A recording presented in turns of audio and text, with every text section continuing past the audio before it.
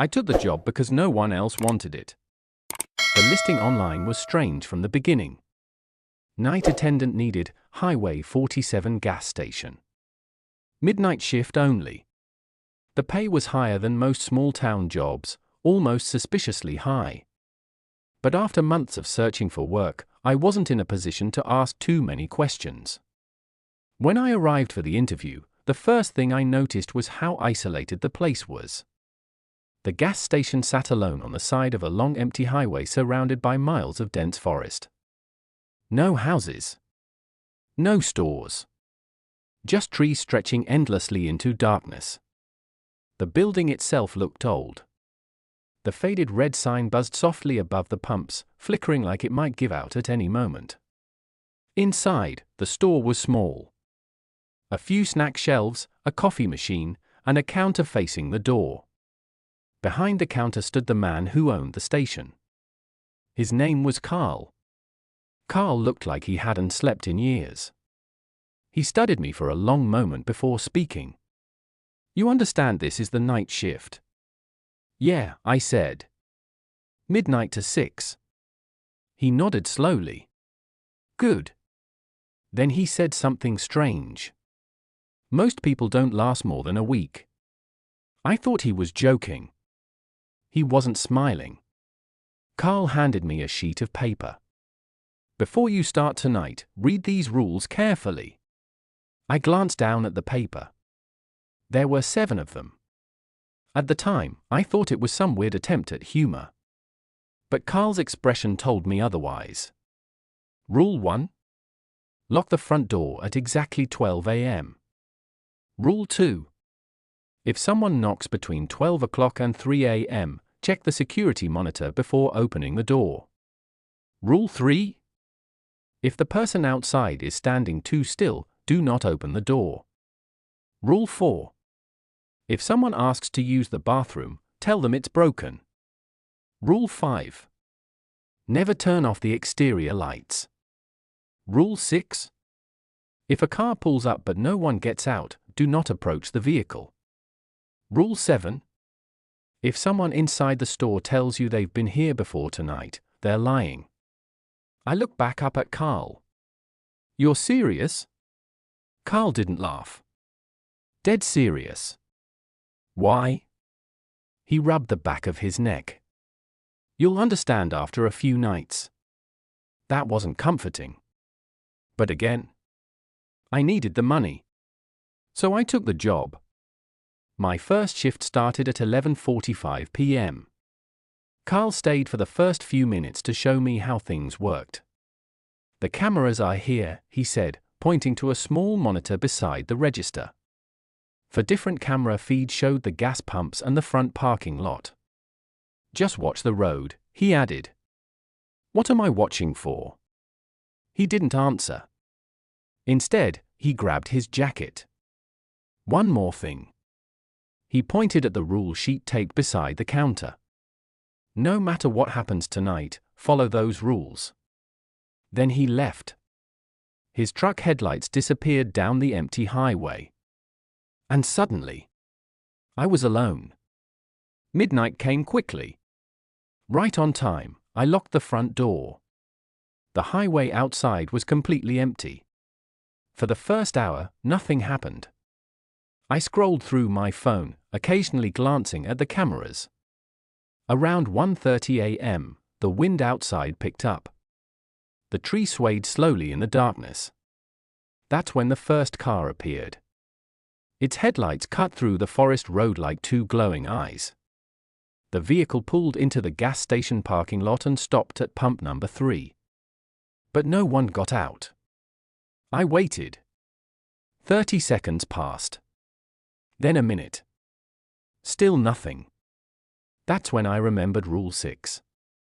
If a car pulls up but no one gets out, do not approach the vehicle. So I stayed behind the counter. After a few minutes, the car's headlights suddenly shut off. Now the parking lot was almost completely dark. I leaned closer to the security monitor. The car door slowly opened. A man stepped out. But something about him made my stomach tighten immediately. He wasn't moving like a normal person. He walked slowly toward the store. Too slowly. And then he stopped. Right outside the door. Standing perfectly still. Not knocking. Not speaking. Just standing there. Watching the store. Watching me. And suddenly, I remembered Rule 3. If the person outside is standing too still, do not open the door. The man stayed there for almost 2 minutes. Completely motionless. Then slowly, he lifted his head. And smiled. That's when he knocked. 3 slow taps against the glass. Tap. Tap. Tap. I didn't move. The man kept smiling. Then he leaned closer to the glass. And said something that made the back of my neck go cold. Hey. I was here earlier tonight. The man outside the door kept smiling. I was here earlier tonight. The words replayed in my head. Rule 7. If someone inside the store tells you they've been here before tonight, they're lying. But the man wasn't inside. He was still outside. Technically, the rule didn't apply. Still, something felt wrong. Very wrong. I glanced at the security monitor again. The camera showed him standing under the buzzing light above the door. His face was pale. Not just pale like someone who hadn't seen the sun in a while. Pale like a photograph that had faded over time. He knocked again. 3 slow taps. Tap. Tap. Tap. Come on, he said softly through the glass.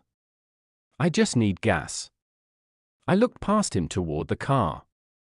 It was still sitting at pump number 3. Engine off. Lights off. Completely dark. You can pump it without coming inside, I said through the door. The man's smile twitched. I need to pay first. We take cards at the pump. His eyes slowly moved to the sign beside the door that clearly said pay at pump available.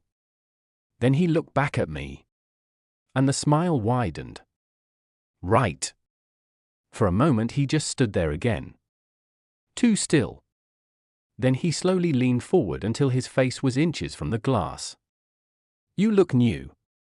I didn't answer. Carl hired you, didn't he? That surprised me. How do you know Carl? The man's smile faded slightly. Oh, we go way back. Something about the way he said it made my stomach twist. Then he tapped the glass again. Just open the door. No. His head tilted slightly. Why not? I nodded toward the paper taped beside the register. Rules. For the first time, the man's expression changed. The smile disappeared completely. Then he looked past me into the store. His eyes scanned the shelves slowly. Like he was searching for something. Then he whispered something so quietly I almost didn't hear it. You won't last long either. A cold feeling crawled up my spine. What does that mean? But the man didn't answer. Instead, he stepped back from the door. Turned around. And walked toward the car. I watched him on the monitor the entire time. He opened the driver's door and sat inside. But the car didn't start. For a long moment it just sat there in silence. Then the headlights flicked on. Blindingly bright against the dark forest road. The car slowly backed out of the gas station. And disappeared down the highway. Just like that. The parking lot was empty again. I let out a breath I didn't realize I'd been holding. Okay, I muttered to myself. Just a weird guy. That had to be it. Maybe some local who liked messing with new employees. But something still bothered me. I turned back to the security monitor. And froze. The parking lot camera wasn't showing me empty pumps anymore. Instead, it showed the man standing at the door again. My heart jumped into my throat. I spun around. The door was empty. No one there. Slowly, I looked back at the monitor. The man was still there on the screen, standing exactly where he had been before, smiling. My hand started to shake. That didn't make any sense. I had just watched him drive away. Then the man on the screen raised his hand and knocked. Tap. Tap. Tap. But the real door in front of me stayed silent. No knocking. Nothing. Just the faint hum of the fluorescent lights inside the store. I stared at the monitor. The man leaned closer to the camera and whispered something. Even though there was no audio on the security feed, I could read his lips clearly. Open the door. Suddenly, the lights inside the store flickered. Once. Twice. Then the monitor went black. For a moment the entire store fell silent. I grabbed the edge of the counter, my heart pounding. Okay, calm down. Probably just an electrical issue. Old building. Old cameras. That had to be it. Right? Then something knocked on the glass door behind me. Tap. Tap. Tap. Slowly, I turned around. And my blood ran cold. Because the man standing outside the door wasn't the same one from before. This one was taller. Much taller. And he wasn't smiling. He was just staring at me. With wide, empty eyes. Then he said something that made my stomach drop. Bathroom. Rule 4. If someone asks to use the bathroom, tell them it's broken. I swallowed hard. It's broken. The tall man didn't move. Didn't blink. Just kept staring at me through the glass. Then he slowly tilted his head and said something that made my heart start racing again. That's strange. His voice was calm. Too calm. Because I used it earlier tonight. For a moment, I couldn't speak. The tall man outside the door was still staring at me through the glass. Unblinking. That's strange, he repeated calmly. Because I used it earlier tonight. My heart pounded in my ears. Rule 4. If someone asks to use the bathroom, tell them it's broken. I had followed the rule. But now something about his response made the air inside the store feel colder. I don't know what to tell you, I said, trying to keep my voice steady. It's out of order. The man didn't move. Not even a little. Snow drifted across the parking lot behind him, the wind howling faintly through the trees along the highway. But he stood perfectly still. Too still. Then he stepped closer to the glass. His breath didn't fog the door. I noticed that immediately. You're new, he said quietly. I didn't answer. His eyes slowly scanned the inside of the store. The snack shelves. The coffee machine. The dark hallway that led to the restroom in the back. Then he looked back at me. You should check it. My stomach tightened. What? The bathroom, he said softly. You should check it. Something about the way he said those words made my skin crawl. Because suddenly, I wasn't sure if he meant the bathroom was broken. Or if something was inside it. The man knocked once more on the glass. Tap. Tap. Tap. Then he stepped backward into the darkness. Not toward a car. Not toward the pumps. Just backward. Into the snow. Within seconds, the blowing wind swallowed him completely. He was gone. For a while, I didn't move. I just stood behind the counter staring at the empty parking lot. My hands were shaking. The fluorescent lights buzzed quietly above me. Everything inside the store looked normal. Too normal. But the tall man's words kept echoing in my mind.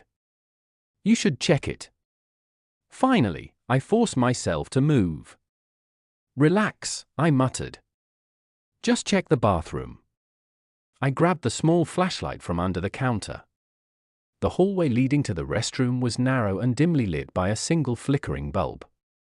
Halfway down the hallway, there was a small security camera mounted in the corner of the ceiling. I remembered Carl pointing it out earlier. All cameras run through the main monitor, he had said. I stopped beneath the camera. Something felt off. The little red recording light wasn't blinking. I turned back toward the counter and checked the monitor. The bathroom camera feed was completely black. Great, I sighed. Another broken camera. But something about that made my chest tighten. Because if the camera wasn't working, then I had no idea what might be waiting inside. The bathroom door was at the end of the hallway. Old wooden door. Paint peeling off the surface. A faded sign that read restroom hung crookedly on the front. I stood there for a moment. Listening. Nothing. No sound. Just silence. Slowly, I reached for the handle. The metal knob was cold. Colder than it should have been. I pushed the door open. The bathroom lights flickered on automatically. The room was small. 2 sinks. A cracked mirror on the wall. 1 stall. Everything looked normal at first.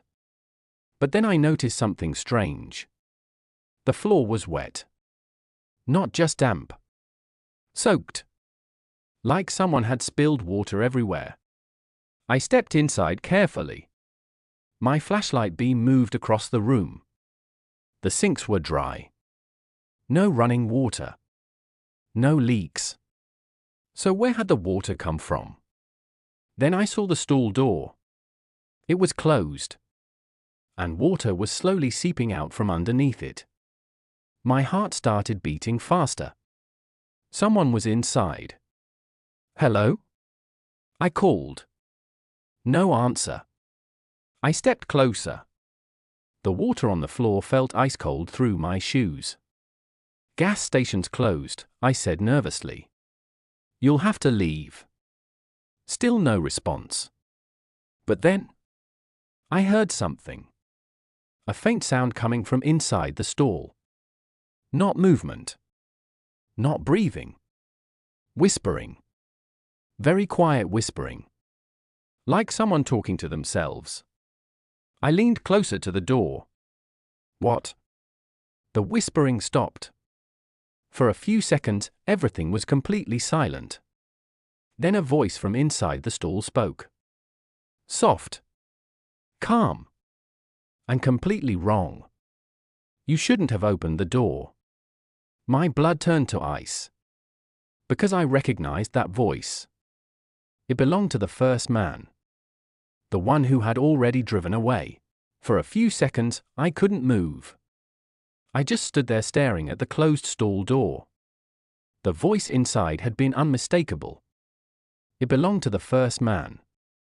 The one who had driven away. The one I had watched leave the gas station parking lot. My throat felt dry. That's not funny, I said. No response. Water continued slowly leaking from under the stall door, spreading across the tile floor. I glanced behind me toward the hallway. Still empty. Still silent. Then the voice inside the stall spoke again. You should lock the door. My chest tightened. What? The front door, the voice said calmly. You forgot. My stomach dropped. I definitely remembered locking it.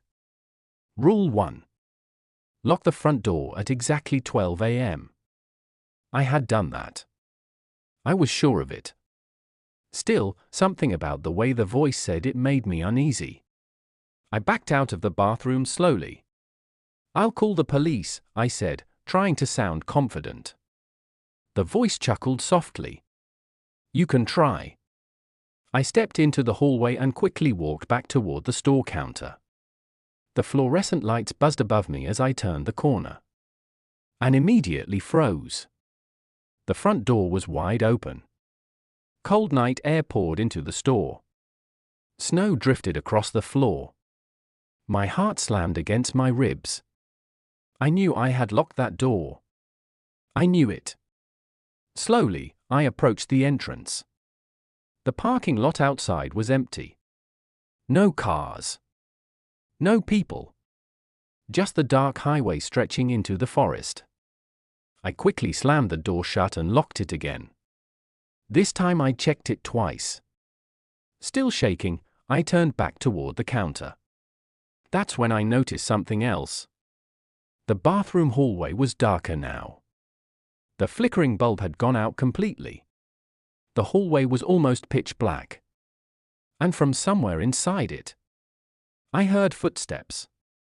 Slow footsteps. Walking toward the store. But the stall door had never opened. I had been watching the hallway the whole time. No one had passed me. Which meant whatever was making those footsteps had never left the bathroom. The footsteps stopped just before the hallway entrance. I couldn't see anything in the darkness. But I knew something was standing there, watching me. Then the voice spoke again. Only this time. It sounded closer. Much closer. You shouldn't be here tonight. My hands tightened around the flashlight. What do you want? I asked. Silence filled the store. Then the voice answered quietly. You. Every muscle in my body tensed. Then suddenly, a loud engine roared outside. Headlights flashed through the front windows. A pickup truck pulled into the gas station parking lot. For a moment, I felt relief. Another customer. Another normal person. The truck stopped near the pumps. A man climbed out. He looked normal. Middle-aged.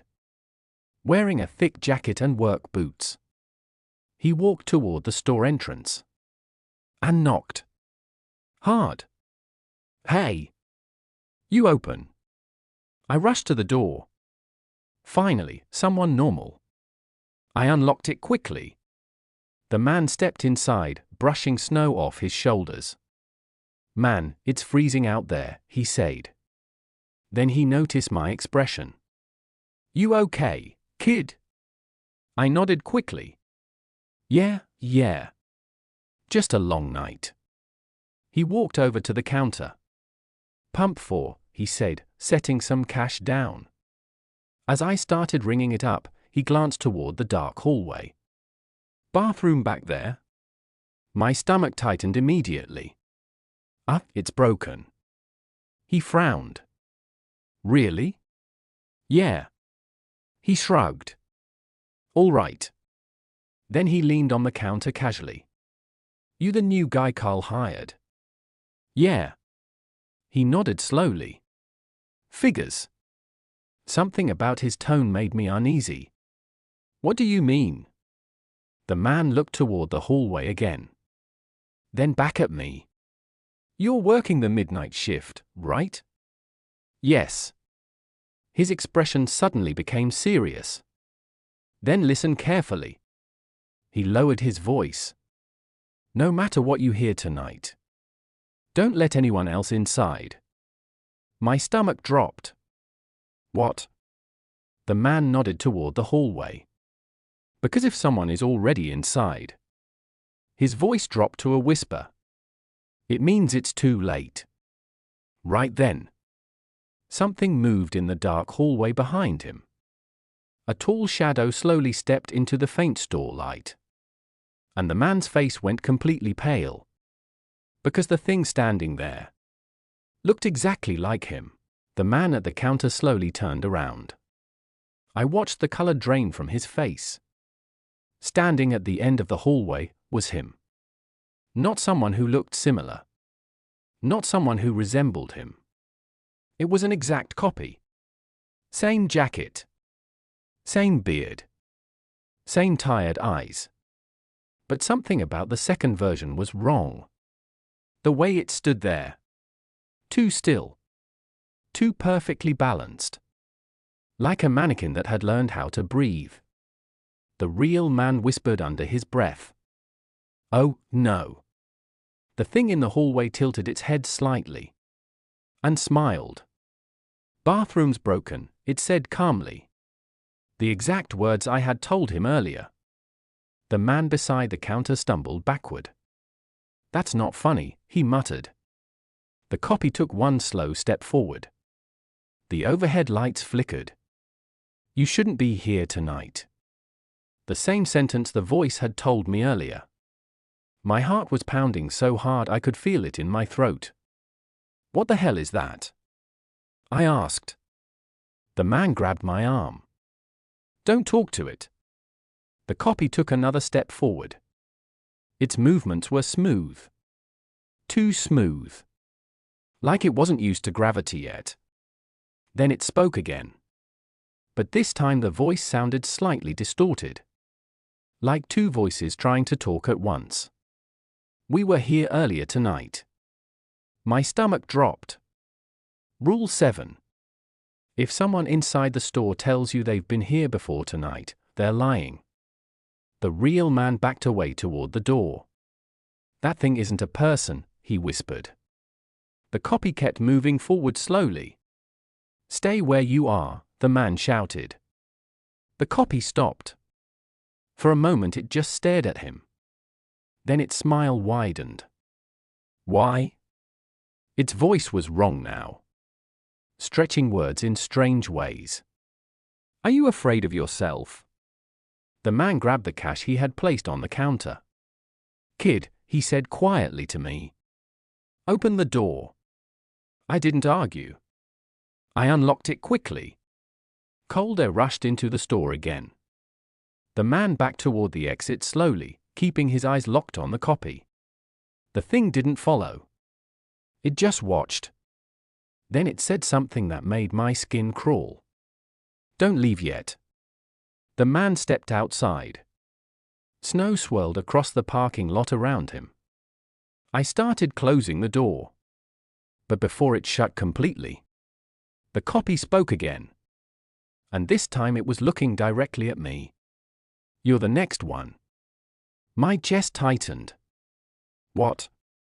The copy slowly turned its head toward the security cameras mounted in the ceiling. "You've already been here." My breath caught in my throat. "That's not possible." The thing's smile grew wider. Then it pointed slowly toward the security monitor. "Check." The door slammed shut behind the man outside. His truck engine roared to life as he sped away down the highway, leaving me alone again with the thing in the store. For several seconds neither of us moved. Then the copy slowly stepped backward, returning to the dark hallway, and disappeared. Just like that. The store was silent again. But my hands were shaking badly now. Because of what it had said. "You've already been here." Slowly, I turned toward the security monitor. The cameras had come back online. The parking lot feed showed the empty highway. The pump camera showed nothing unusual. Then I switched to the inside camera. The one pointed at the front counter. And my stomach dropped.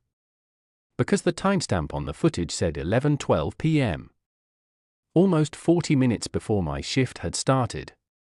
And standing behind the counter was me. The version of me on the screen looked nervous. Just like I had earlier. But I knew one thing for sure. I had never been inside the store before 11:45. Carl had unlocked it when I arrived. Yet there I was on the screen.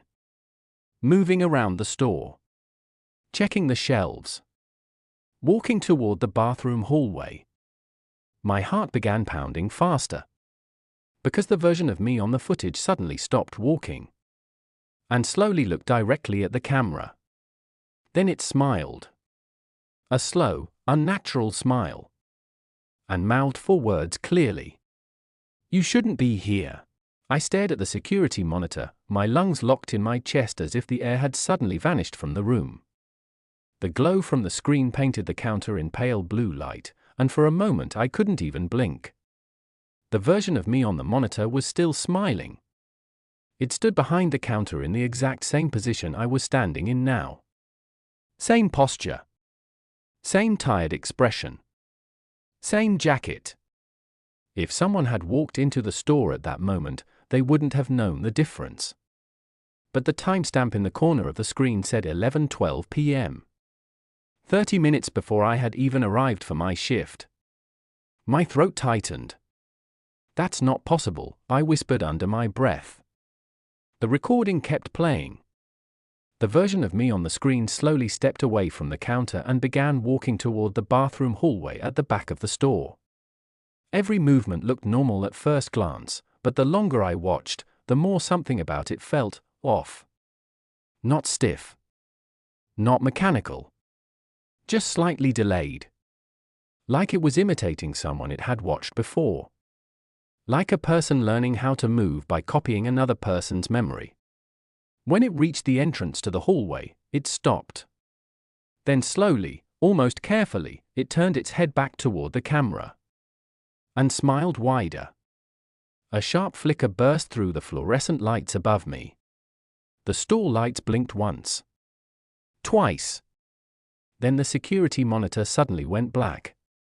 My reflection stared back at me in the dark screen for a full second.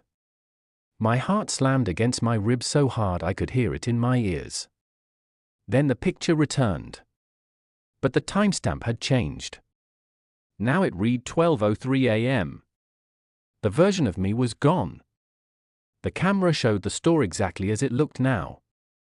The same empty aisles. The humming refrigerators. The silent front doors reflecting the darkness outside. Empty.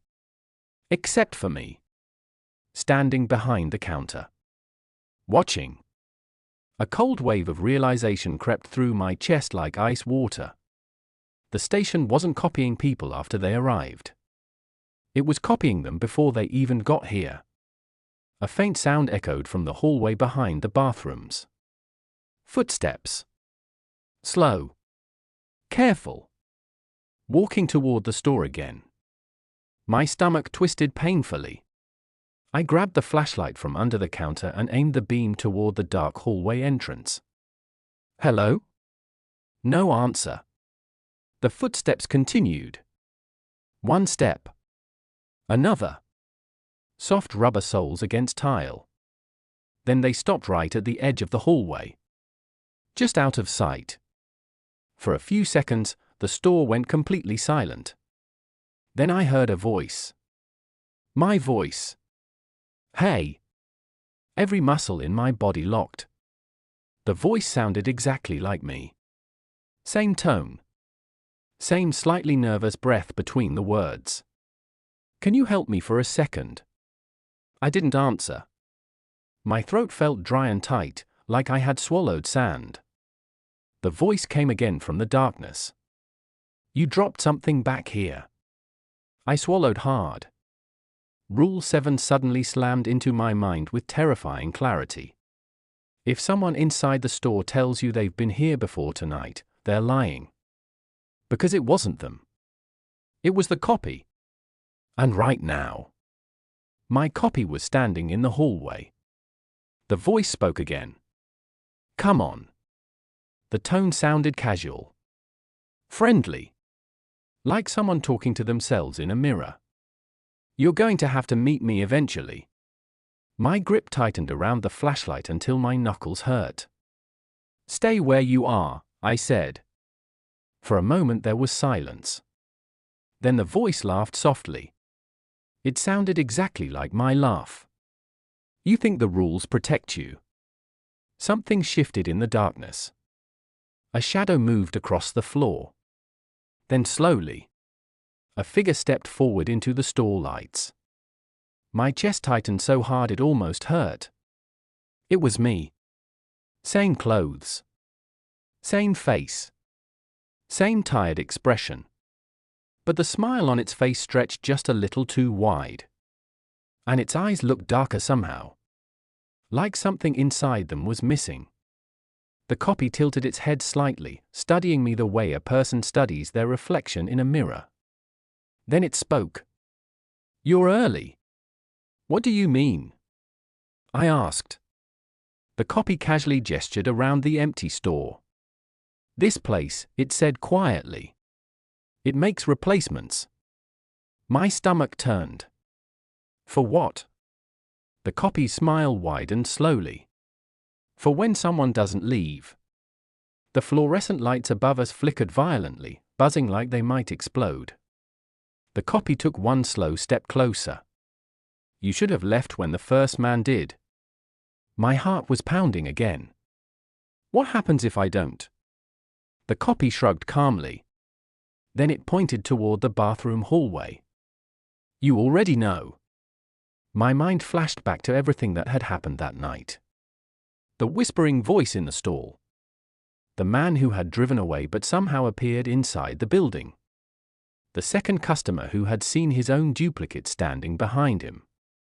Then I looked back at the thing standing in front of me. My replacement. The copy took another slow step forward. Then it leaned slightly closer and whispered something that made my stomach drop. "Carl didn't hire you." My brow tightened. "What?" The copy smiled calmly. And said the words that made my blood run cold. "I did." For a moment, I just stared at it. The thing standing in front of me looked exactly like me. Same jacket. Same tired eyes. Same nervous expression. But the smile on its face was wrong. Too calm. Too confident. "You didn't hire me," I said slowly. The copy tilted its head. "No," it replied softly. "You replace someone." My chest tightened. "What are you talking about?" The copy leaned casually against the counter. Like it had done it 1,000 times before. "Every gas station needs a night attendant," it said. Its voice sounded identical to mine. Perfectly identical. But not every night attendant leaves. The lights above us flickered again. Outside, the wind howled through the trees along the empty highway. I felt trapped inside the small store. "What happens to them?" I asked. The copy smiled wider. "They stay." My stomach dropped. "Stay where?" The copy slowly raised its hand and pointed toward the bathroom hallway. A cold chill crawled down my spine. "The station needs someone inside," it continued calmly. "And someone outside." I didn't like the sound of that. "What does that mean?" The copy stepped closer. Now it was only a few feet away from me. Close enough that I could see every detail of its face. Even the faint reflection of the store lights in its eyes. "You're the outside one." The words made my blood run cold. "And you?" I asked. The copy smiled. "I'm the inside one." The lights flickered again. And suddenly, I understood. The whispering voice in the bathroom stall. The man who had driven away but somehow appeared inside. The second customer who had seen his duplicate. The station wasn't just copying people. It was splitting them. One version stayed inside. The other tried to leave. But only one of them could exist for long. "Why?" I asked quietly. The copy shrugged. "Balance. That doesn't explain anything." The copy glanced toward the front door. The dark highway stretched beyond the glass. "Every night someone passes this place," it said. "Someone tired. Someone lost. Someone desperate enough to take a job like this." It looked back at me. "And the station chooses." My heart pounded. "Chooses what?" "Which version gets to leave?" The words felt like a punch to the chest. "You're lying." The copy laughed softly. "Then go." It pointed toward the door. "You can leave right now." I hesitated. "Really?" "Of course." The copy leaned closer. "But if you walk out?" Its smile slowly widened. "You'll never know which one of us made it." My stomach twisted. Because deep down, I already knew. The wind outside howled louder. The highway remained empty. I looked at the door, then back at the thing standing in front of me. "What happens if neither of us leaves?" I asked. The copy's smile slowly faded. "That's not an option." "Why not?" The lights flickered again. For a moment the store went almost completely dark. When the lights came back on, the copy was closer. Only a few inches away from me now. Its voice dropped to a whisper. "Because the station gets hungry." A loud bang suddenly echoed from the bathroom hallway. Both of us turned toward the sound. The stall door slammed repeatedly against the wall. Bang! Bang! Bang! And from inside the bathroom, multiple voices began whispering at once. Dozens of them. All overlapping. All desperate. "Let us out. Please." We were the attendants. My heart nearly stopped. The copy looked back at me calmly. "You hear them?" The whispering grew louder. More frantic. "They're the ones who stayed." The copy stepped back and gestured toward the door again. "So decide." My hands were shaking. Leave, and never know if I was the real one. Or stay, and become another voice trapped inside the station forever. The whispers from the bathroom grew louder. "Don't leave. Please. You'll become us." I looked at the copy one last time. And realized something terrifying. It wasn't smiling anymore. It was nervous. Which meant maybe it wasn't as certain as it pretended to be. So I did the only thing I could think of. I ran. Straight for the door. Cold night air hit my face as I burst outside. The highway stretched endlessly through the dark forest. Behind me, the gas station lights flickered violently. I didn't stop running. Didn't look back. Not once. Eventually I reached the road. A passing truck slowed down and picked me up. The driver asked what I was doing out there. I told him my car had broken down. I never mentioned the station. But sometimes, late at night, I still think about that place.